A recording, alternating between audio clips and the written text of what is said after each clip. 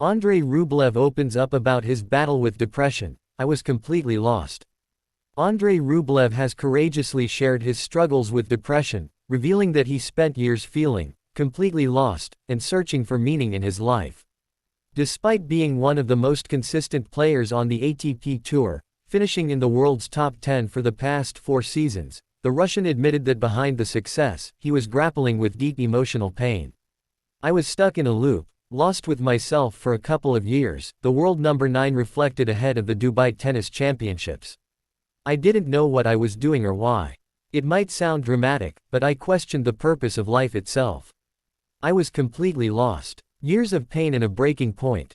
Rublev endured this internal struggle for years, feeling as though the pain kept building with no end in sight. At first, when it lasts 1 or 2 months, you can still be patient, he explained.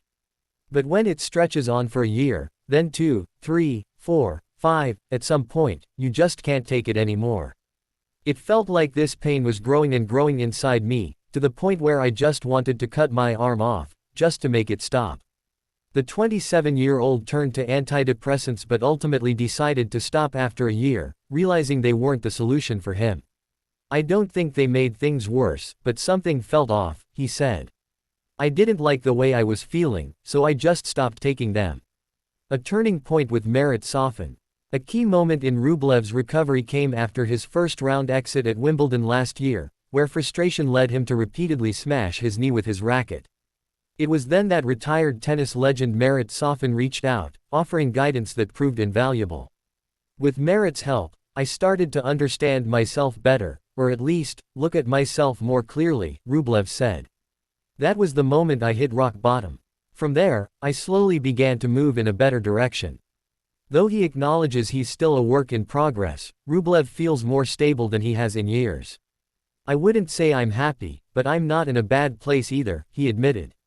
I don't feel stressed, anxious, or depressed anymore. I'm just neutral. Not happy, not sad, but at least I've found a base. And that's a start. Progress on and off the court.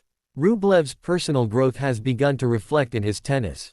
Last week, he captured the title at the Qatar Open, battling through several tough matches before defeating Jack Draper in the final.